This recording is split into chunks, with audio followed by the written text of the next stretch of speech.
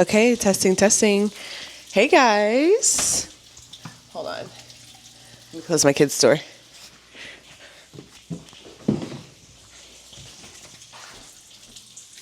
All right, hey guys. For those of you guys that don't know, my name is Candy. I recently moved to LA so that I can build 10 businesses by the age of 50.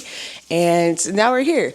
I have to make this video because I feel like there's like 20 people on TikTok asking me this question. So it's actually more like 50. So I'm like, the easiest way to answer everybody is to literally make a video. But for those of you guys that are new here, I hate making hour-long videos, so I break them up into 20-minute videos, and those are pretty much my series. I am a mother. I'm a mom. And I just moved with my family to Los Angeles to give both myself and my kids a better life. The ultimate goal being to just set them up with a good foundation for their future. So right now we're going to discuss my move to LA. I took some notes, so if I look down, it's because I'm looking at my notebook. I've really been trying to take content seriously. I know that, honestly, I do content strategy for people. The craziest part about all this is I quite literally do content for people, but when it comes time to do it for myself, I genuinely just have not cared. So now I'm starting to care because I see content, and I see a lot of people complain about it. I see content as a side hustle. It's an additional income. That's just what it is. It's not like I want to be like this super famous content creator. It's really just something lucrative on the side. If I want to buy a purse with my content money, I can do that. So like literally I make a lot of people money doing their content. So now it's just kind of time to do it for myself. So I made this series, and I'm going to make the series 5 parts. That gives me 2, 4, 6, 8, 10. That gives me about like an hour and a half of chatting. While I do that though, I'm going to cook my breakfast because I think a lot of people, including myself, genuinely don't do content because of shit like this. It's not realistic.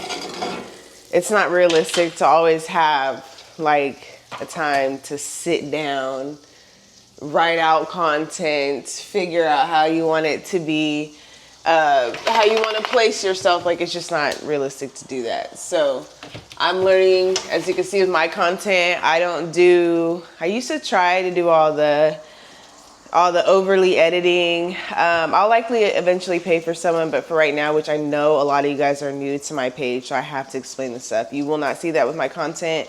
It's just gonna be cut and dry. I shoot with a great camera, Osmo, so you're getting some good quality, and I have a great personality, so there will be no shortcuts on the personality or on the quality of the video, but I'm just not doing all the editing. Editing these videos alone takes forever. So we've already chopped it up for 3 minutes. I feel like I told you a lot, but the more I talk, you'll learn more about me. And if you really want to know a lot more, just scroll all the way down to like my February videos, and you'll see like a 3-part series, 3 or 4-part series that explains who I am, the trauma I come from, how I got here, why I chose LA. Yeah, everything stems from trauma. Like everything in life stems from trauma. So I feel like if you want to watch my channel, it'd be wise to kind of watch that so you kind of know how I operate as an individual. And I'm going to pause this and then we start it. All right, the moment we've all been waiting for.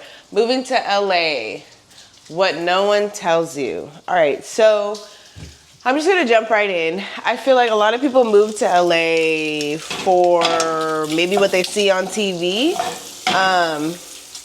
And I often see a lot of takes where people in LA shame people who move to LA for what they see on TV, which I've always found to be kind of crazy because people are moving to LA for what they see on mass media. So, and then a lot of people in LA are really, really good at perception. So perception is an art. Storytelling is an art. I do it for a living.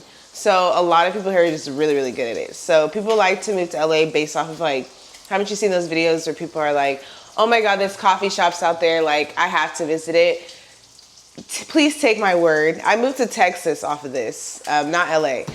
But like just because you visit someplace and you like something, that is not a valid enough reason to move. I literally moved to Dallas, Texas, and because I made the same decision that a lot of people make when they impulse move to LA. And it was just the worst because I didn't know anything about the South, how it operated, what their beliefs were, what they put money into, what they didn't. The South does not like paying taxes, meaning you're not going to find many libraries, parks, buses. Like those are all things that California, where I'm from, has. So it was a very tough transition. And I feel like people coming from the South to California, LA, they do not do that research.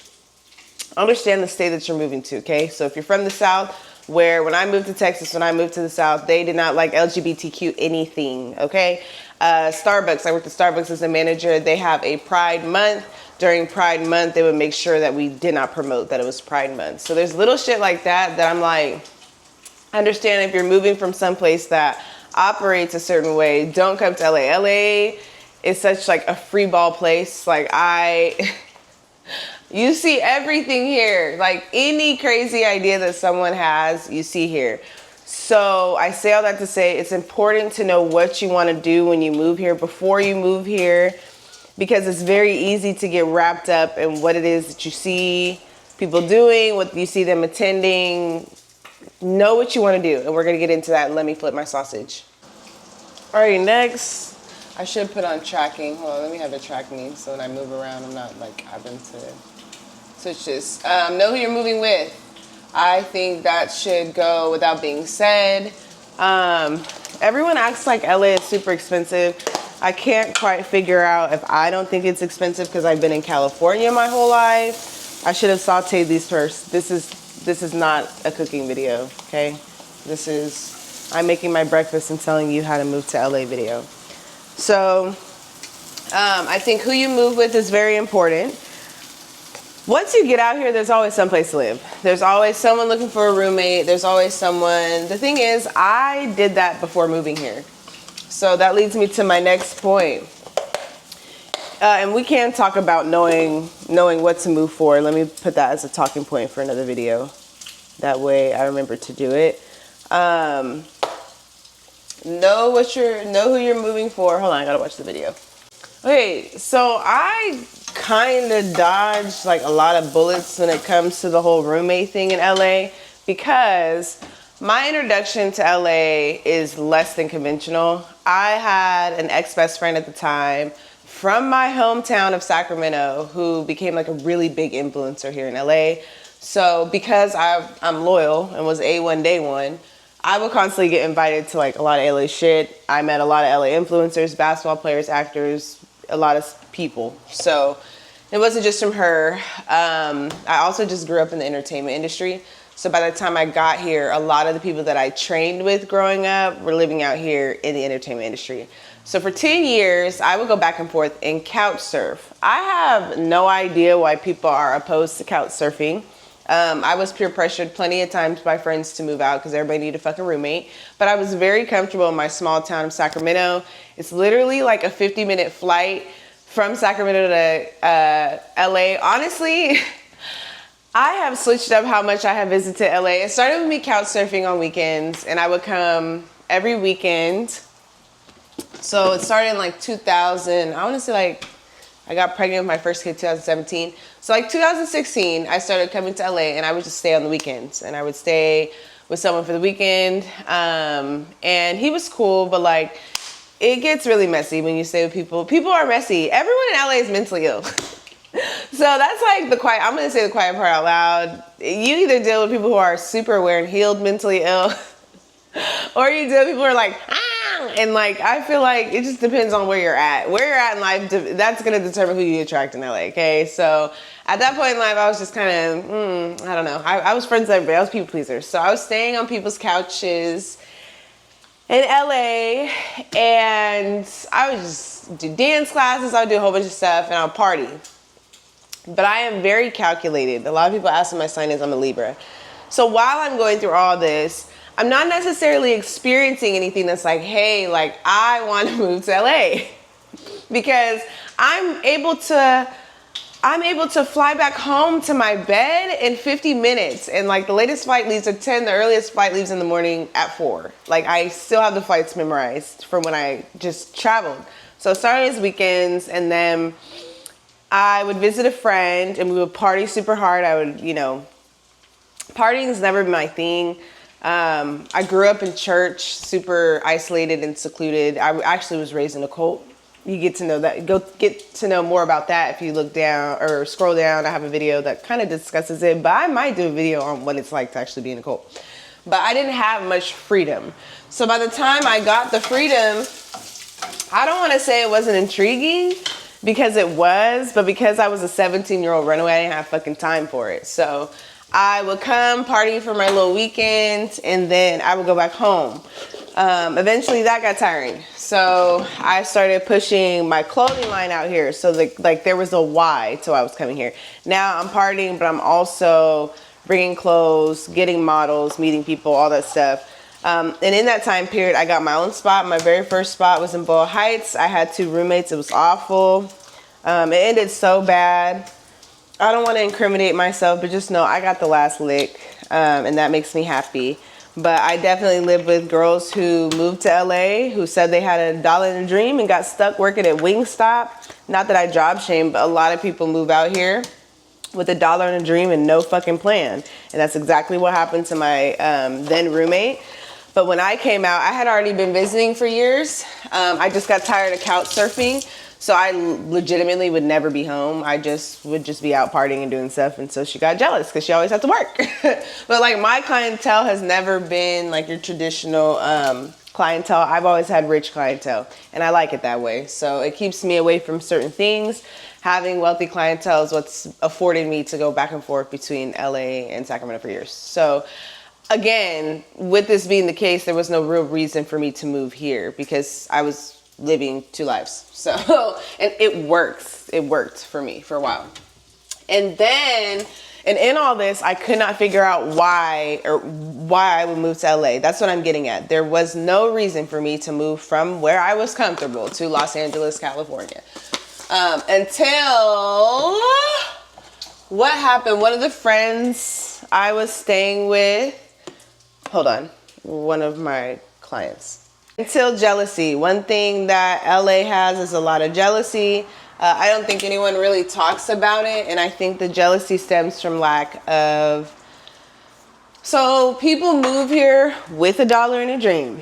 So when you get into these spaces, maybe a friend's space, and you succeed quicker than them, you're going to deal with issues. It's just how it is. And that's essentially what happened with me. So I was kind of forced to figure out what I wanted to do here outside of partying. I started making clothes. I have been making clothes since 2013. I just started coming out here. Back home, my clothes weren't selling like hotcakes, but in LA, my shit was selling out. So I started doing things like Black on the Block. I would literally get invited to stuff by Shopify. Shopify brought me to a private event where, I think it's on this YouTube if you scroll down, private event where I was introduced to and met Zarina Akers. I probably still have her phone number in my phone. Literally after meeting Zarina Akers, we ran into each other in the bathroom, had a dope conversation. Zarina Akers is one of Beyonce's stylists. I don't know if she styles her anymore, but LA's like that where you could like get a necklace for a celebrity, now you're a stylist. And that's pretty much what she did. So, and they respect you for that here. So, but this is literally why I'm traveling back and forth to SAC. So in my head, I'm like, why would I move if I'm getting all this while I'm in SAC, you know? So anyways, stuff started growing with me and life just happened. And I started to kind of, a lot of the influencer friends that I had that were here started to move because, how do I put this? We're going to steer off a little bit. When you move to LA and you base everything you do off of your sex, looks, and finding a rich man, you won't have any longevity here. You won't be here long because your success is dependent on somebody else's finances, somebody else's job, somebody else. And a lot of women that are pretty move out here to do this. And these are my influencers at the time. One of them is dead for playing these games. Just sometimes people move out here and they lose the plot. Okay, they come out here for a degree. They come out here for something at first, and then you have all these distractions. LA is very, very overstimulating. So you get out here, you get distracted. Maybe you find the wealthy man, or maybe you go to your first mansion party, or maybe you go to your first party, you guys sign NDAs, and you're seeing everybody. That changes some people's brain chemistry. And I feel like some people just chase that here. And it's a very dangerous thing to do. I don't do that. And that is why I fell out with a lot of people, because it's the way that their brain functions. Mine never did that because I was able to go back to normalcy after 3 days. You get what I mean? Like I wasn't submerged. Like I kind of was and wasn't. I would spend 3 days, and then when I got my own spot out here, my first spot was in Boyle Heights. I would spend a week in Sacramento and then a week in Boyle Heights. My moving to LA was so strategic. It was not sporadic. It was very strategic. I told people for years I was moving here, and they didn't even believe me. Now the people that I told I was moving here, they don't even live here anymore because they can't afford to live here because of the choices that they made. The choices being clubbing all the time, or I grew up around a whole bunch of professional dancers. Why you would move to LA and make dance your primary income is beyond me. It's never been feasible. So I feel like that's another talking point about LA. Do not move to LA with $1 and a dream and be shocked that you're getting paid fucking pennies for everything. It is Los Angeles. My mom owns a dance studio. I've owned a dance studio my whole life. And I can name at least 10 people that went to the dance studio, moved out here doing great things. But like maybe 2 of them are still doing great things because dance it's not a job with any type of longevity. It's not a job with any type of security. Like, don't get fucking injured. And after the age of 25 and don't have no fucking kids, they just started being inclusive with dance. We weren't even allowed to wear brown tights as brown kids when I used to dance. Now it's gotten way more inclusive over the last 15 years. It being inclusive doesn't change the fact that you don't get paid. Most you can do is perform on a stage out here, perform with the NBA. I performed with the NBA from the age of 9 to 17. I perform with them more than these professional dancers today. There's not much you can do outside of that. That's why I don't professionally dance, because I peaked. Like, I already peaked with dance. I already did what a lot of people spend a lot of time, what people come to LA to do, I did from the age of 9 to 17. So I wasn't moving here for that. I didn't move here for anything entertainment. Okay, but in all this, I did have a normal job. So while all my friends at that time were trying to find their next lick, AKA rich man, sports, whatever, I was trying to figure out how I was gonna make a sustainable living. So I worked at a bank as a teller, Bank of America. And then I got laid off during COVID. And I'm bouncing in between timelines. There's no real way to tell everything in one timeline without it being like an hour. So after getting laid off by COVID, that's what made me not ever work for corporate America again. My parents have never worked for corporate America. I didn't come from a household of people who worked corporate. They hustled my entire life. Very bad with finances, but I chose to work corporate America because my parents did not. But once I got laid off, I chose to not return full time because I'm a phenomenal worker. So I've just been, since COVID, running businesses for myself or other people. That translates well to LA. In LA, it is a skill, okay? So I have chosen to heighten those skills by taking college classes. So you see where I'm going here. LA wasn't just some random fucking decision that I made. It was a financial decision that I made so that I can make sure that bare bone minimum, I'm not depending on a man, and in 2 years, I have a degree. So any entry level job I get, I'm minimally getting paid $70,000 a year, $5,000 a month. Whatever dream and hope that I want to follow, if I want to start doing pottery, whatever I do, I could afford that being here, okay? I feel like a lot of times people don't think about all of those things when they're making decisions with their life. Like, this is your life we're talking about. So yes, you have to consider all of these things. Me, I have kids and I'm in a relationship, so I have to consider that shit even more because I have 3 other people to consider. This isn't just a decision that I'm making. It's a decision that all 4 of us have to agree on, which leads me to my next point. Before moving, all of us agreed. We knew what each kid was going to do out here. One plays basketball, one dance. We knew what my fiance wants to do. We know what I'm going to do. I make 5-year plans. So everyone is held accountable. If you move to LA off the vibes, you will be broke. Like, you will be fucking broke. Everything's expensive. Everything costs. You'll be broke. So I don't think anyone really thinks LA through. And I think everyone's just like, it's expensive. It's not expensive per se. There's a lot to do. There's a lot to spend your money on. So if you don't have a plan or a budget, you're screwed. A plan, a budget, you people please. You emotionally spend, like, it's a lot. LA will really tug at your traumas and things that aren't fixed. And a lot of people that come from no money, nothing, they get here and they lose their fucking mind because they come from nothing. So it makes sense if you think about it from like a trauma perspective. Okay. I'm about to end this video in a couple minutes and then we'll do a part 2. Utilize resources. So before moving to LA, I see all these videos where people are like, I had $20,000. Okay, I did. And the entire process cost me a lot. About 10,000 of that 20,000 was used just to go back and forth for a month and a half, just to view places.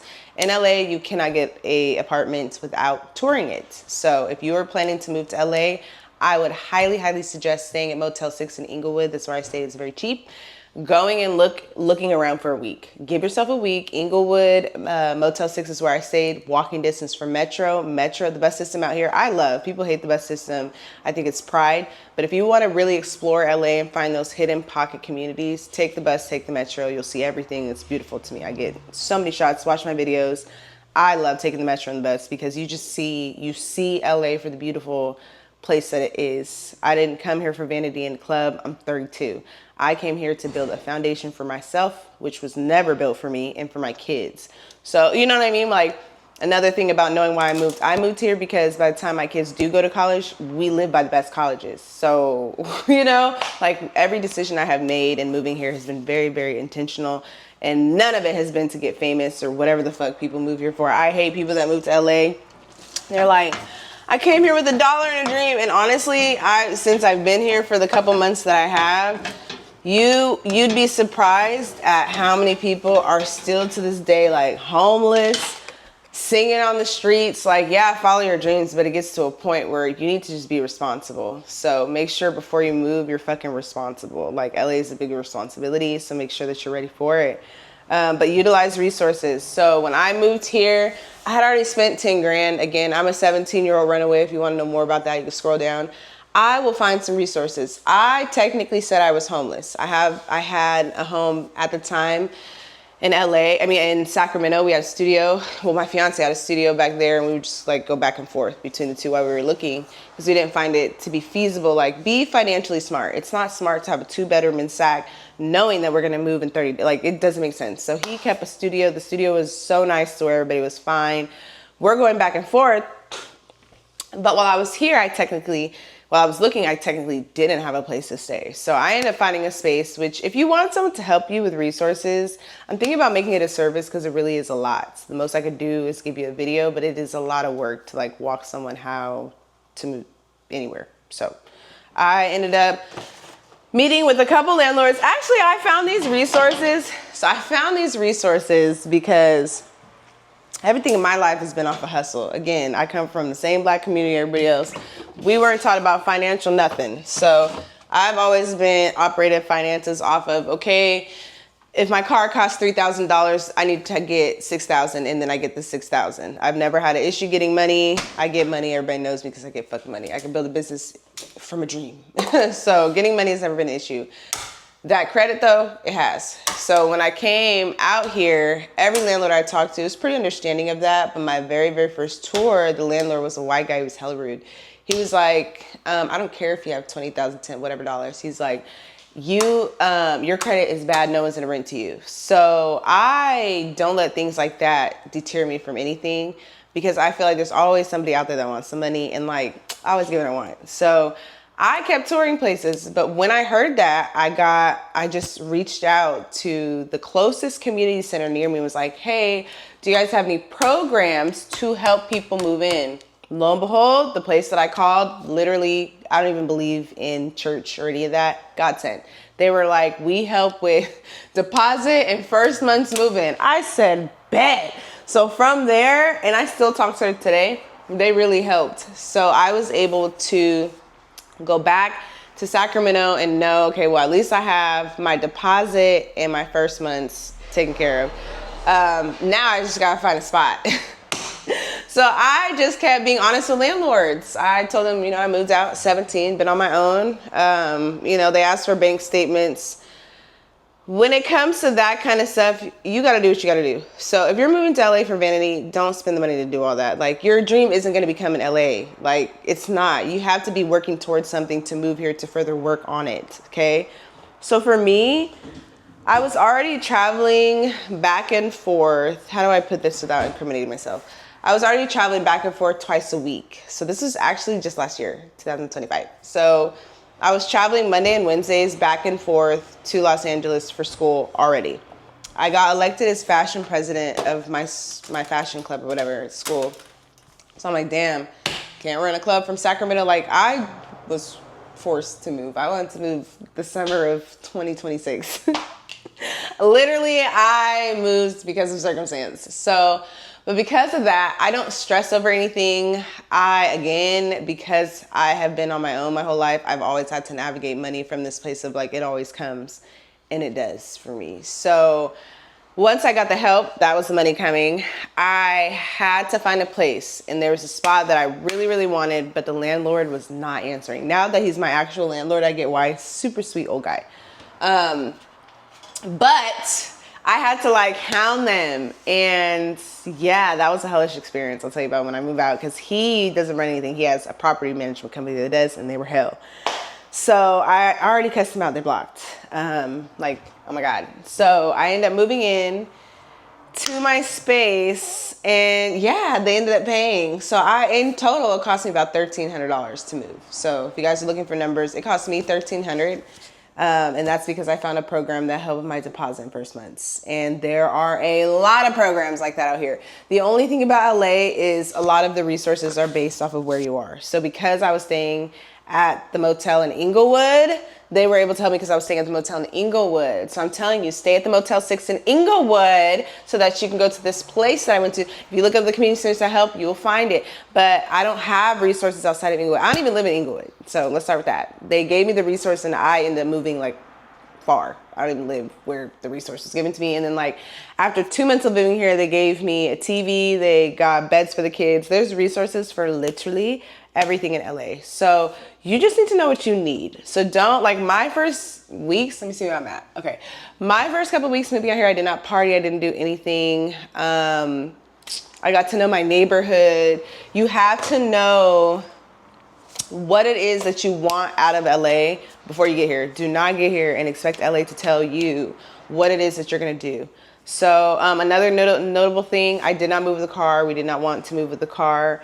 I have never really liked, I liked driving when I first started driving. But I feel like I've had a lot of angst surrounding driving. So I'm not like, yeah, I need a car. And then like gas is crazy. So when I was looking for a place, I was very, very heavy on the commute to my school and like what buses and metros are around. And there's like a lot everywhere. So when people say you need a car in LA, I don't necessarily believe that. I think you need patience. And if you have patience, you can get anywhere in LA. Like literally just properly plan your time. And like even still, LA is set up to where it's like individual communities everywhere. So like you have Inglewood and Crenshaw, the black communities, they always deem them as bad, but I go all the time, they're not bad. You have Koreatown. If you think Inglewood and Crenshaw is bad, you might as well think Koreatown's bad. They all look the same. There's Koreatown for the Koreans, like, you know, Chinatown, like each place, it's segregated here. So you need to know where you're going to live, but it's not like Southern segregated. It's just like everyone knows their respective communities. So know where you want to live beforehand, visit these communities beforehand. So I'll be back with a part 2. There's like 5 parts because there's no way to make this one video. So I'll be back with part 2. I'm going to eat my food and then come back and record more.